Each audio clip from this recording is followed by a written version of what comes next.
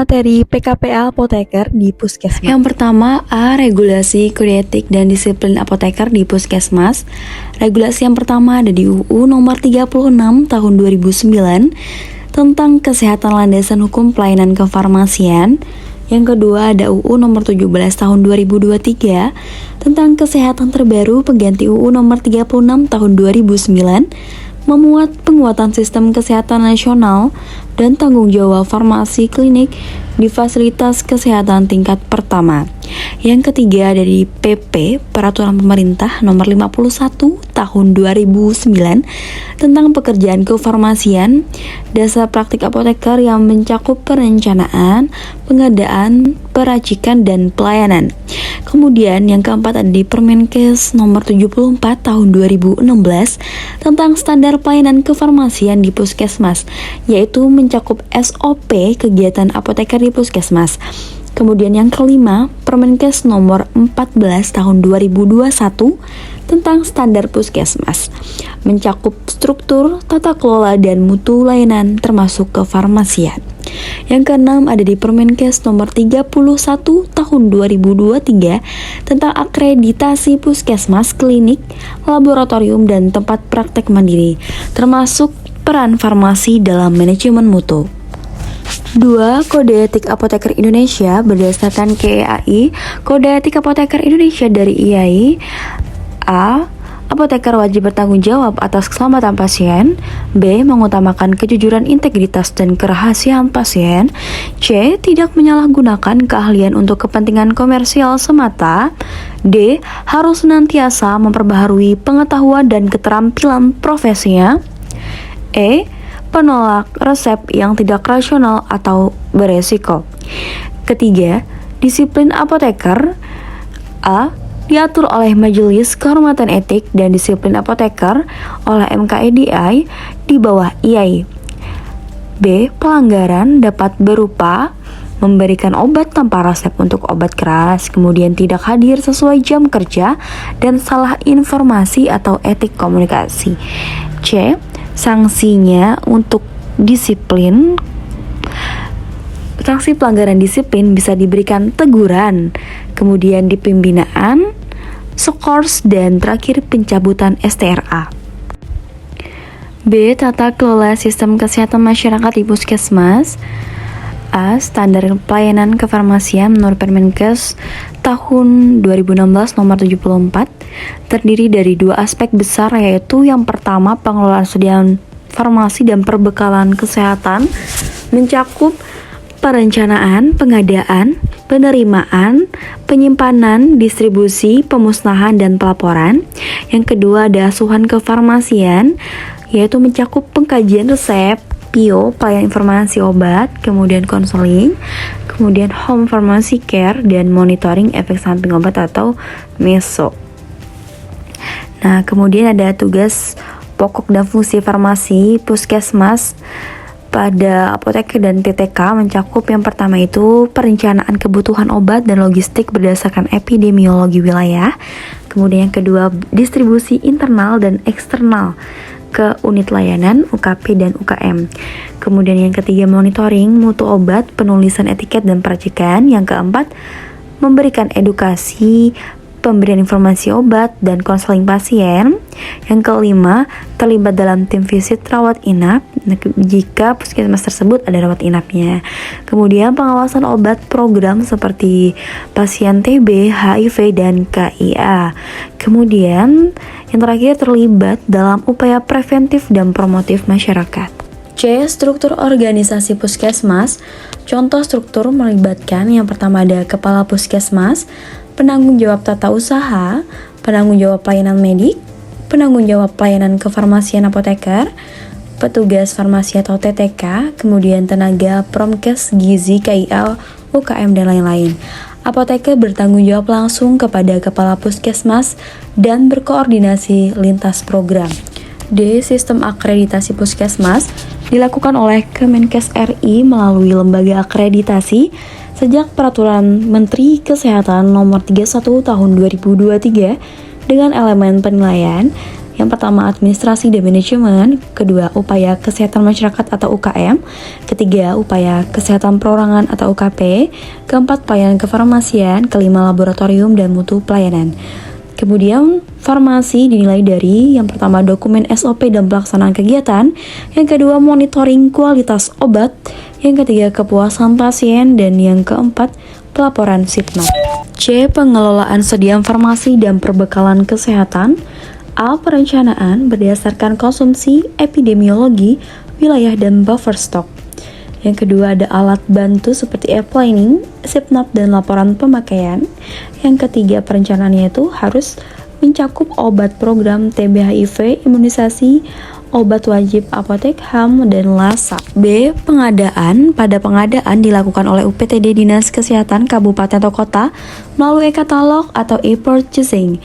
Yang kedua, pengadaan puskesmas dapat melakukan pengadaan langsung untuk kebutuhan mendesak. C. Penerimaan. Pada penerimaan dapat didapat dari distributor atau dinas kesehatan, diverifikasi melalui surat jalan dan faktur, pemeriksaan fisik dan jumlah, kemudian dicatat di buku penerimaan dan SIPNAP. Kemudian yang D, penyimpanan. Sistem penyimpanan yaitu FEVO dan FIFO dengan kategori obat LASA atau look-alike, sound-alike diberikan label khusus. Kemudian HAM, High Alert Medication, disimpan terpisah. Kemudian obat narkotika atau psikotropika di lemari yang terkunci. Yang kemudian suhunya disesuaikan yaitu ruangannya 15-25 derajat Celcius, kulkas 2-8 derajat Celcius untuk vaksin. Setiap perubahan dicatat di kartu stok manual dan elektronik. 1. Pengelolaan sediaan farmasi dan perbekalan kesehatan. Yang pertama A. Jenis sediaan dan perbekalan. Jenis sediaan itu ada obat bebas, yaitu obat yang bisa dibeli tanpa resep, diberi tanda lingkar hijau. Contohnya itu paracetamol 500 mg. Kemudian ada obat bebas terbatas, yaitu bisa dibeli tanpa resep namun ada peringatan khusus, tandanya itu lingkar biru ya. Contohnya CTM dan antasida. Kemudian ada obat keras, harus dengan resep dokter, tandanya ada lingkar merah dan huruf K. Contohnya obat-obat antibiotik seperti amoksisilin dan lain-lain. Kemudian ada prekursor narkotik, yaitu bahan baku pembuatan narkotik yang dikontrol dengan ketat. Kemudian ada psikotropika, yaitu obat yang bekerja di SSP, misal diazepam dan clanozepam. Kemudian ada narkotik, obat yang menyebabkan ketergantungan tinggi, misalnya tuh morfin. Kemudian ada obat tradisional, yaitu jamu atau herbal yang terdaftar di BPOM. Kemudian ada kosmetik. Kosmetik itu produk untuk perawatan luar tubuh. Kemudian ada alat kesehatan dan perbekalan kesehatan habis pakai, PKRT, sarung tangan, masker, infoset, dan lain-lain. Distribusi internal dan eksternal dari gudang farmasi ke yang pertama ada Pustu, yaitu puskesmas pembantu, lokasi distribusi primer dari puskesmas induk. Kemudian ada Puskesdes, Posyandu, dan sekolah atau UKS dalam kegiatan outreach atau pelayanan luar gedung. Kemudian ada instalasi pelayanan atau resep, yaitu bisa rawat jalan, kemudian dan rawat inap ya. Kemudian ada ruang pustu dan pusling, puskesmas keliling. Obat diberikan sesuai kebutuhan program UKBM, upaya kesehatan bersumber daya masyarakat. Nah, catatan pendistribusian harus disertai dengan kartu stok, berita acara serah terima, dan dicatat di EPUS ya. Dan untuk narkotiknya tuh di SIPNAP. Pengelolaan sediaan farmasi dan perbekalan kesehatan. Yang C, pemusnahan dan penarikan obat kedaluarsa, rusak atau tidak terpakai dilakukan pemusnahan, yaitu dilakukan oleh tim apotek atau ruang farmasi, PPK, Komite Mutu. Kemudian berita acara pemusnahan dibuat dan dilaporkan ke dinas. Penarikan jika obat ditarik oleh BPOM atau distributor misalnya karena safety issue. Kemudian yang D, pengendaliannya, stok minimum dan maksimum ditentukan untuk setiap item. Kemudian kartu stok diupdate setiap ada transaksi. Kemudian pengendalian suhu kelembapan di ruang penyimpanan. Kemudian ada sistem FEVO, first expired, first out. Kemudian ada monitoring obat LASA, look-alike, sound-alike atau HAM, High Alert Medication, dan OA, obat wajib apotek sesuai standar. Kemudian audit berkala stok opname bulanan. Kemudian yang E, pelaporan dan administrasi, mengisi pelaporan SIPNAP. Kemudian buku penerimaan, pengeluaran dan pemakaian obat. Kemudian laporan ke dinas kesehatan yaitu bulanan dan triwulan. Kemudian yang terakhir ada dokumentasi sesuai Permenkes nomor 74 tahun 2016 dan standar akreditasi. 2. Asuhan kefarmasian atau pharmaceutical care. Yang A. Pengkajian dan pelayanan resep. Evaluasi pelayanan resep seperti identitas, dosis, aturan pakai, dan interaksi. Kemudian ada validasi dan klarifikasi resep. Kemudian ada pencatatan, pengambilan, dan peracikan, lalu etiket dan edukasi. Kemudian pelayanan dilakukan oleh mahasiswa dengan pengawasan preseptor. Nah, kemudian ada B. Pelayanan informasi obat atau disebut PIO. Memberikan informasi yang akurat dan ilmiah pada pasien, nakes, dan masyarakat. Kemudian medianya tuh bisa melalui secara langsung ya, atau leaflet, booklet, dan infografis. Kemudian topik umumnya bisa di efek sampingnya, dosisnya, kemudian penyimpanannya, dan lain-lain. Asuhan kefarmasian yang lanjutan ada konseling. Konseling yaitu komunikasi dua arah antara apoteker dengan pasien. Nah, untuk penjelasan meliputi fungsi obat, kemudian cara pakai obatnya, efek samping obat, dan interaksi obat. Nah, fokus pada pasien, penyakit kronis seperti diabetes mellitus, hipertensi, tuberkulosis, dan asma. Kemudian yang berikutnya B. Visit pasien. Ini biasanya untuk puskesmas yang memiliki rawat inap. Nah, bersama tim medis seperti dokter atau perawat. Untuk apoteker itu ikut memantau terapi obat. Nah, mengidentifikasi masalah terkait obat, kemudian dosisnya, interaksi, dan duplikasi obat.